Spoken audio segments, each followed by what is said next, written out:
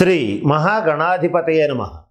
ఈరోజు మనం జ్యోతిష్ శాస్త్రంలో అతి ముఖ్యమైనటువంటి గ్రహాల గురించి తెలుసుకుందాం.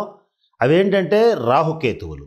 ఇక్కడ రాహుకేతువులు అనేటువంటివి ఛాయాగ్రహాలు. ఈ ఛాయాగ్రహాలు కనుక వాటిని పెద్దగా పరిగణించాల్సిన అవసరం లేదనేటువంటి అంశాన్ని కొంతమంది జ్యోతిష్కులు అంటుంటారు. కానీ అది పూర్తి స్థాయిలో అవాస్తవం. రాహుకేతువుల యొక్క ప్రభావం చాలా అమోఘంగా పనిచేస్తుంది. ఇక్కడ అంత అద్భుతమైనటువంటి ఫలితాలని, అంటే పాజిటివ్గా కావచ్చు, నెగిటివ్గా కావచ్చు, అంత విశృంఖలమైనటువంటి స్వతంత్రించి ఫలితాలను ఇచ్చేటువంటి రాహుకేతువుల యొక్క ప్రభావం ద్వాదశ రాశుల వాడి మీద ఎలా ఉండబోతోంది అనేటువంటి అంశం గురించి తెలుసుకుందాం. ఇది ఎందుకు తెలుసుకోవాలంటే ఈ మాసం 28 అక్టోబర్ 2023 నుంచి రాహువు మేషరాశిలోంచి మీనరాశిలో ప్రవేశించి సంచరిస్తున్నాడు. అట్లాగే కేతు వచ్చేటప్పటికి తులారాశిలోంచి కన్యారాశిలో ప్రవేశించి సంచరిస్తున్నాడు. అంటే అర్థం ఏంటి? ఇక్కడ ఈ రాహుకేతువులు ఎప్పుడూ కూడా మిగిలిన గ్రహాల్లా కాకుండా వ్యతిరేక దిశలో, అంటే యాంటీ క్లాక్ వైజ్, అపసవ్య దిశలో సంచరిస్తూ ఉంటాయి. ఇట్లా 18 నెలల కాలం పాటు ఈ రాహుకేతువులు సంచరించడం అనేటువంటిది జరుగుతోంది. ఎప్పుడైతే రాహుకేతువుల యొక్క సంచారం మారిందో ద్వాదశ రాశుల వాళ్ళకి కూడా, అంటే 12 రాశుల వాళ్ళకి కూడా వాళ్ళ జాతకాల్లో అనూహ్యమైనటువంటి మార్పులు వస్తాయి. ఈ రాహుకేతువులు సడన్ చేంజెస్, అంటే ఊహించని పరిణామాలు అది వస్తాయి. ఏ రాశి వాళ్ళకి ఎలా వస్తాయి, అసలు ఎందుకు వస్తాయి, ఇవన్నీ అనేక అంశాల గురించి క్లుప్తంగా తెలుసుకుందాం. ఇది తెలుసుకోబోయే ముందు రాహుకేతువులకి అంత ప్రాధాన్యత ఎందుకు వచ్చింది గ్రహాల్లో అనేటువంటి అంశం గురించి ఇప్పుడు తెలుసుకోవడానికి ప్రయత్నం చేద్దాం. ఇక్కడ ఈ రాహుకేతువులు అంటే ఎవరో కాదు, సింహికకు కశ్యప ప్రజాపతికి జన్మించినటువంటి వాడు రాహువు. అంటే ఒక రాక్షసుడు. క్షీరసాగర మథన సమయంలో, అంటే పాల సముద్రాన్ని చిలికేటప్పుడు ఇక్కడ ఈ దేవతలకి దానవులకి విష్ణుమూర్తి మోహిని అవతారం, అంటే జగన్మోహిని అవతారం ఎత్తి అమృతాన్ని పంచేటప్పుడు, అంటే అమృతం ఉద్భవించింది, ఆ అమృతాన్ని ఉద్భవించినటువంటి అమృతాన్ని పంచేటప్పుడు విష్ణువు మాయ చేసి, విష్ణువు అంటేనే మాయ, విష్ణువు మాయ చేసి రాక్షసుల్ని మోసం చేసి దేవతలకే ఈ అమృతం పంచడం మొదలుపెట్టాడు. అయితే విష్ణుమాయని కూడా అతిక్రమించేంత తెలివితేటలు కలిగినటువంటి రాహువు ఈ జరుగుతున్న మోసాన్ని గమనించి కామరూపధారి, అంటే దేవతల రూపం ధరించి దేవతల వరుసలో కూర్చున్నాడు. విష్ణువు వీళ్ళకి అమృతం వడ్డిస్తూ రాహుకి అనేటువంటి రాక్షసుడు కూడా దేవత రూపంలో ఉండగానే వడ్డించేశాడు. వడ్డించగానే ఏం జరిగింది? తాగేశాడు రాహువు. తాగగానే వెంటనే సూర్యచంద్రులు ఈ వడ్డించే సమయంలోనే గమనించి వీడు రాక్షసుడని విష్ణుమూర్తికి కంటితో సైగ చేశారు. వెంటనే విష్ణుమూర్తి సుదర్శన చక్రంతో ఆ రాహు అనేటువంటి రాక్షసుడిని శిరస్సు ఖండించాడు. ఖండించినప్పుడు ఇక అప్పటికే రాహు అమృతం తాగేశాడు కనుక శిరస్సు రాహువైంది, మొండెం కేతువైంది. ఇక మరి అమృతం తాగినప్పుడు అమరత్వం వస్తుంది, దైవత్వం వస్తుంది. అలాగే వాళ్ళకి తర్వాత గ్రహాధిపత్యం కూడా వచ్చింది. వచ్చినప్పుడు వాళ్ళు ఏంటంటే ఇక విష్ణువుని ప్రార్థించినప్పుడు మీరు రాహుకేతువులు అనేటువంటి గ్రహాలుగా ఉంటారు, ప్రతి మనిషి జీవితంలోనూ పుట్టింది మొదలు చనిపోయే వరకు, ఇంకా చెప్పాలంటే చనిపోయిన తర్వాత కూడా మీ యొక్క ఆధిపత్యం ఉంటుందని చెప్పి వరం ఇస్తాడు. అంత ప్రభావవంతమైనటువంటి రాహుకేతువులు ఇక్కడ అక్టోబర్ నెల 28వ తారీఖున మీనంలోకి రాహువు, అలాగే కన్యలోకి కేతువు ప్రవేశించి సంచరించడం అనేటువంటిది జరుగుతోంది. ఇక్కడ మనం కాస్త జాగ్రత్తగా గమనిస్తే విష్ణుమాయని మించినటువంటి మాయ చేయగలిగినటువంటి వాడు రాహువు. అంటే అంత మాయా స్వరూపం. ఆయన ఇచ్చేటువంటి ఫలితాలు కూడా అంతే గొప్పగా ఉంటాయి. ఇక్కడ మరొక విషయం ఏంటంటే ఈ రాహుకేతువులు ఈ ప్రపంచంలో ఉన్నటువంటి అన్ని దేశాల మీద, అన్ని జాతుల మీద వాళ్ళ తీవ్రమైనటువంటి ప్రభావాన్ని చూపిస్తారు. ఇక్కడ రాహు వచ్చేటప్పటికి కొన్ని ప్రత్యేకమైన లక్షణాలను కలిగి ఉంటాడు. ఎట్లాంటి లక్షణాలు అని అంటే, ఎవరైతే రివర్స్లో రాస్తుంటారో, అంటే రివర్స్ అంటే అరబిక్ భాష ఉందనుకోండి, దాన్ని మనం ఎడమ నుంచి కుడికి రాస్తే వాళ్ళు కుడి నుంచి ఎడమకి రాస్తారు. ఇటువంటి భాషల మీద, ఆ భాషను అభ్యసించేటువంటి వాళ్ళ మీద రాహు ప్రభావం చాలా అధికంగా ఉంటుంది. ఇక అటువంటి రాహు ఉన్నాడు. అంటే ఆ రాహు యొక్క మాయా సమన్వితుడు. ఆయన ఏ యోగం ఇచ్చినా అవయోగం ఇచ్చినా ఆ ఇచ్చేంత వరకు తెలుసుకోలేము. ఇస్తే బికారిని రాజుని చేస్తాడు, రాజుని బికారిని కూడా చేస్తాడు, స్వతంత్రించి ఫలితాలు ఇస్తాడు. ఇది జ్యోతిష్ శాస్త్రం చెప్తున్నటువంటి సత్యం. అట్లాగే ఇక కేతుగ్రహ విషయానికి వచ్చేటప్పటికీ మనిషి బ్రతికున్నంత వరకు 8 గ్రహాల ఆధిపత్యం మనిషి జీవితం మీద జాతకం మీద పనిచేస్తూ ఉంటుంది. అంటే రవి చంద్ర కుజ బుధ గురు శుక్ర శని రాహు వరకు కూడా బ్రతికున్నంత వరకు మాత్రమే వాళ్ళ యొక్క దశాంతర దశలో వాళ్ళ ప్రభావం అనేటువంటిది ఉంటుంది.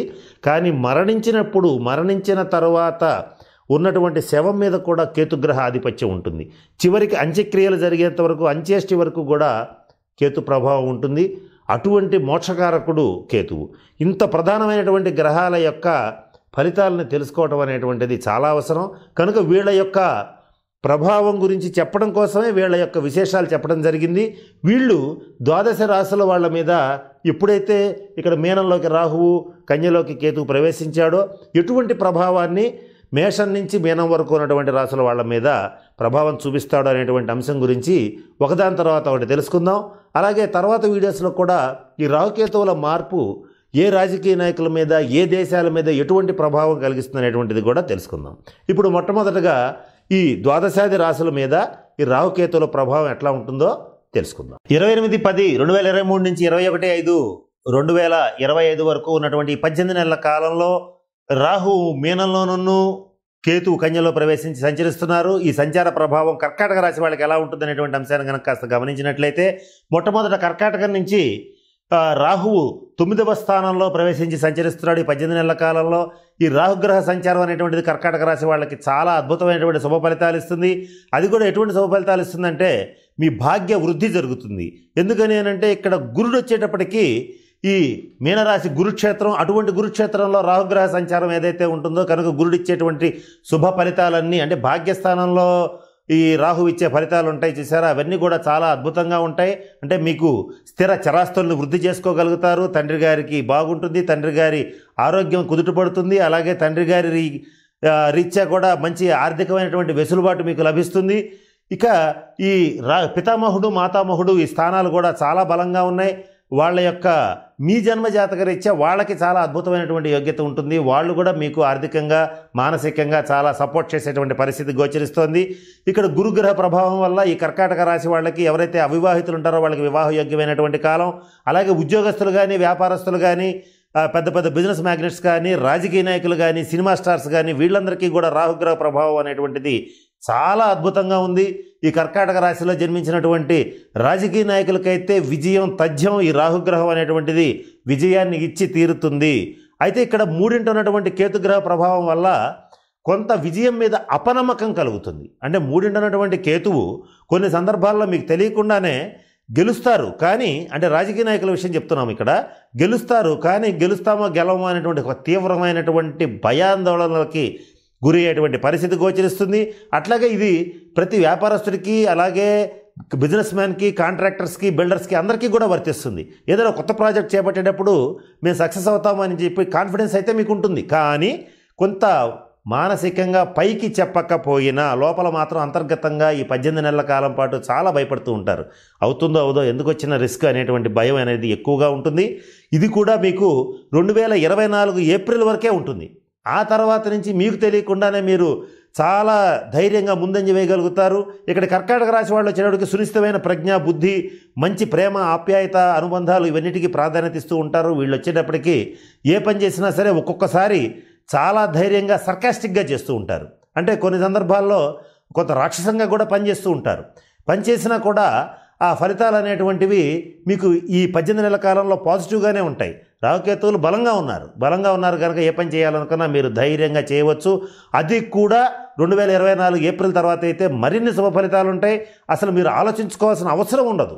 అంటే ఏ పని చేపట్టినా కూడా కొత్త ప్రాజెక్ట్స్ చేపట్టినా చాలా బలంగా ఉంటుంది. ఈ రాహుగ్రహ ప్రభావం వల్ల ఏంటంటే కర్కాటక రాశి వాళ్ళు విదేశీయానాలు చేసేటువంటి అవకాశాలు ఉంటాయి. విదేశాల్లో స్థిరపడినటువంటి వాళ్ళకి, సాఫ్ట్వేర్ రంగంలో ఉండేటువంటి వాళ్ళకి చాలా బలంగా ఉంది. అయితే ఇక్కడ కేతుగ్రహ ప్రభావం వల్ల ఈ తరచు ఆటంకాలు ఏర్పడుతుంటాయి. అంటే ఆ పనులకి ఆటంకాలు ఏర్పడతాయి.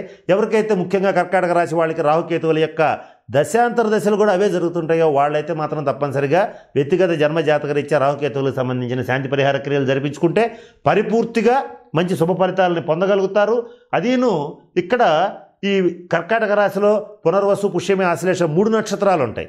వాళ్ళలో పునర్వసు నక్షత్రం వాళ్ళు, ఆశ్లేష నక్షత్రం వాళ్ళు తప్పనిసరిగా వితౌట్ ఎనీ మిస్సింగ్స్ రాహుకి సంబంధించినటువంటి శాంతి పరిహార క్రియల్ని తప్పనిసరిగా జరిపించుకోవాలి.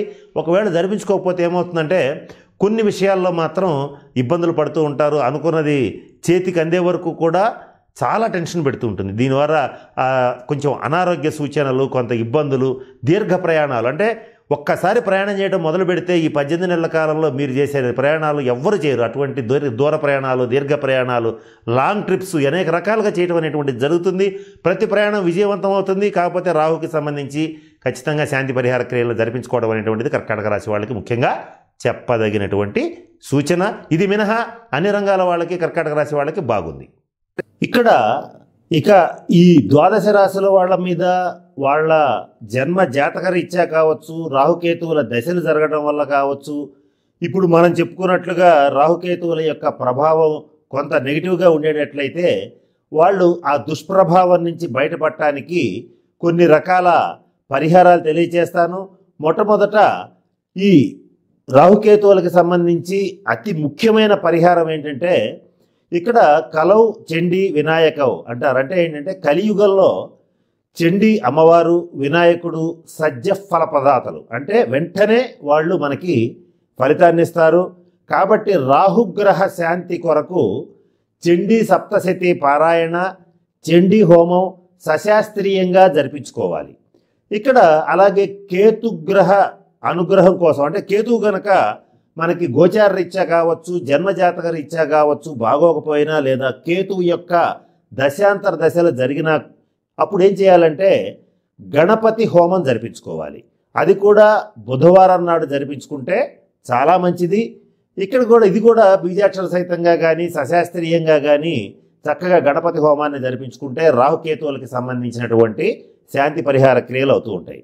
అయితే ఇక్కడ అందరూ వేదోక్తంగా శాస్త్రబద్ధంగా కొంత చేసుకోగలగచ్చు, కొంత చేసుకోలేకపోవచ్చు. అలాంటి వాళ్ళకి కొన్ని డిఫరెంట్ పరిహారాలు ఇప్పుడు మీకు తెలియచేయడానికి ప్రయత్నం చేస్తాను. వాటిలో మొట్టమొదటిది కేతుగ్రహ అనుగ్రహం కోసం. ఇక్కడ కేతువు గురించి మొట్టమొదటిగా ఎందుకు చెప్తున్నామంటే, ఈ మార్పు అనేటువంటిది కేతు ప్రభావం చాలా ఎక్కువగా ఉండబోతుంది. రాబోయే 18 నెలల కాలంలో ద్వాదశ రాశుల వాళ్ళ మీద కేతుగ్రహ ప్రభావం చాలా ఎక్కువ ఉండబోతోంది. కనుక ఈ కేతుగ్రహ అనుగ్రహం కోసం మీరు చక్కగా ఒక వినాయక ఉంగరాన్ని, అంటే వినాయకుడి ప్రతిమ ఉన్నటువంటి ఉంగరాన్ని చేయించుకొని, కుదిరితే బంగారంలో చేయించుకోండి, లేకపోతే వెండిలో చేయించుకోండి. బుధవారం నాడు మంచి ముహూర్తంలో ధరించేటట్లయితే కేతుగ్రహ శాంతి జరిగి తీరుతుంది. కారణం ఏంటంటే కేతువుకి అధిపతి గణపతి. గణపతిని కనుక ప్రసన్నం చేసుకునేటట్లయితే కేతుగ్రహ అనుగ్రహం ఖచ్చితంగా కలుగుతుంది. కనుక ఎవరికైతే ఈ కేతు ప్రభావం వల్ల ఇబ్బందులు కలుగుతాయో వాళ్ళు తప్పనిసరిగా ఈ పరిహారం పాటించండి. ఒకవేళ అది కూడా చేయించుకోలేని పక్షంలో ఉండేటట్లయితే ఎప్పుడైతే మీరు నిత్య పూజ చేస్తూ ఉంటారో మీరు దర్భాసనం మీద కూర్చుని, అంటే దర్భలు కేతువుని రిప్రజెంట్ చేస్తాయి, అంటే దర్భలకి అధిపతి కేతువు అనమాట. దర్భాసనం మీద కూర్చుని గణపతిని పూజ చేసేటట్లయితే తప్పనిసరిగా కేతుగ్రహ అనుగ్రహం కలుగుతుంది. అట్లాగే మరొక పరిహారం ఏంటంటే, ప్రతి బుధవారం నాడు గణపతి గుళ్ళో గణపతిని గరికతో అర్చించండి. అంటే గరికతో గణపతిని పూజించేటట్లయితే తప్పనిసరిగా కేతుగ్రహ అనుగ్రహం అనేటువంటిది కలుగుతుంది. అట్లాగే ఈ రాహుకేతువులకు సంబంధించి మరి ముఖ్యంగా రాహుగ్రహ శాంతి కలగాలి అని అంటే ఏం చేయాలంటే, వెండి లేదా ఇత్తడి నాగాభరణాన్ని శివాలయంలో చేయించి శివలింగానికి అలంకరించండి, శివాలయంలో సమర్పించండి. దీనివల్ల రాహుగ్రహ శాంతి అనేటువంటిది కలుగుతుంది. ఒకవేళ అది చేయలేకపోతే రాహుగ్రహ శాంతి కొరకు ప్రతి శుక్రవారం నాడు రాహుకాలం అని వస్తుంది. ఈ రాహుకాలంలో రాహుకాల దీపారాధనని సశాస్త్రీయంగా చేయండి. ఒకవేళ అది కూడా చేయలేని పక్షంలో, అంటే అది కూడా కొన్ని సందర్భాల్లో ఆ సమయంలో ఆఫీసుల్లో ఉండొచ్చు, బిజినెస్ చేస్తూ ఉండొచ్చు, ఇటువంటిది ఏదన్నా ఉండేటట్లయితే రాహుగ్రహ దోష పరిహారం కోసం రాహుకి అధిపతి దుర్గాదేవి కనుక ప్రతి శుక్రవారం నాడు కనకదుర్గ అమ్మవారిని దర్శించండి. లేదంటే విజయవాడలో ఉన్న ఇంద్రకీలాద్రి అమ్మవారిని, ఇంద్రకీలాద్రి మీద ఉన్నటువంటి కనకదుర్గ అమ్మవారిని సందర్శించి నవావరణ అర్చన జరిపించుకోవడం అనేటువంటిది రాహుగ్రహ శాంతికి అద్భుతమైనటువంటి రెమెడీ. అట్లాగే ఇక రాహుగ్రహ శాంతి కొరకు సర్పక్షేత్రాలని సందర్శించండి. అంటే మోపిదేవి కావచ్చు, శ్రీకాళహస్తి కావచ్చు, నాగర్కోయిల్ కావచ్చు, ఇటువంటి సర్పక్షేత్రాలను సందర్శించి తగిన శాంతి పరిహార క్రియలు జరిపించుకునేటట్లయితే రాహువు శాంతిస్తాడు. ఇటువంటివి రాహుకేతువులకు సంబంధించినటువంటి శాంతి పరిహార క్రియలు.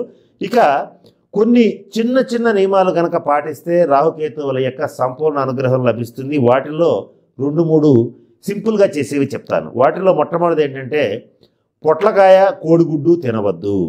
అది కూడా ఆదివారం నాడు అస్సలు తినకూడదు. మాంసాహార భక్షణం అనేటువంటిది ఆదివారం చేయకూడదు. ఇలా గనక మాంసాహారం ఆదివారం మానేమంటే దాదాపుగా చాలామందికి ఇబ్బంది, అయినా సరే చేయకూడదు. ఇదైతే ధర్మశాస్త్రం. కాబట్టి కనీసం పొట్లకాయ కోడిగుడ్డు ఆదివారం నాడు భుజించద్దు. వీలైనంత వరకు వాటిని మానేయండి. ఎవరికైతే రాహుకేతువులు వాళ్ళ జాతకంలో బాగోరో, లేదా రాహుకేతువుల యొక్క దశాంతర దశలు జరుగుతూ ఉంటాయో, గోచార రీత్యా వాళ్ళు ఇబ్బంది పెడుతుంటారో వాళ్ళైతే మానేయడం మంచిది. అలాగే మరి ఏం తీసుకోవాలి అని అంటే ఉలవచారు తీసుకోండి. ఎవరైతే రాహుకేతువుల యొక్క అనుగ్రహం కావాలని కోరుకుంటారో ఉలవచారుని మీ ఆహారంలో భాగంగా చేసుకోండి. మంచి ఆరోగ్యాన్ని ఇస్తుంది. కనుక ఈ పరిహారాలను కనుక పాటించగలిగితే, ఇట్లాంటి అనేక పరిహారాలు ఉంటాయి, వీటిని కనుక పాటించగలిగితే రాహుకేతువుల యొక్క సంపూర్ణ అనుగ్రహం లభిస్తుంది. ఏది ఏమైనప్పటికీ మనిషి జీవితం మీద పుట్టింది మొదలు పోయేంత వరకు, ఇంకా మాట్లాడితే పోయిన తర్వాత కూడా ఉండేటువంటి రాహుకేతువుల యొక్క ప్రభావాన్ని తక్కువ అంచనా వేయకుండా తప్పనిసరిగా తగిన శాంతి పరిహార క్రియలు జరిపించుకోండి. ఈ సర్పదోషానికి సంబంధించినటువంటి నివారణ పూజలు కూడా చేసుకోండి. కనుక నేను చెప్పిన అన్ని అంశాలని దృష్టిలో పెట్టుకుని చక్కగా తగిన పరిహారాలు చేసుకుని అందరూ కూడా అష్టైశ్వర్యాలతో భోగభాగ్యాలతో ఉంటారని మనస్ఫూర్తిగా కోరుకుంటూ సెలవు తీసుకుంటున్నాను. స్వస్తి.